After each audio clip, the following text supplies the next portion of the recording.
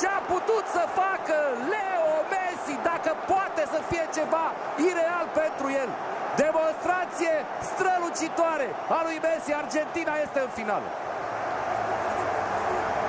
Unul dintre cei mai bine cotați fotbaliști croați, Gvardiol, cu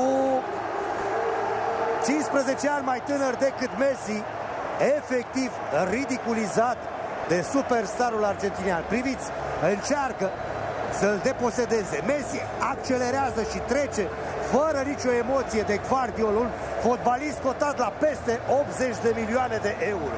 Și vine și pasa decisivă a lui Messi, vine și golul al doilea al lui Alvarez. Messi nu mai are nevoie de nimic pentru a demonstra că este clar cel mai bun fotbalist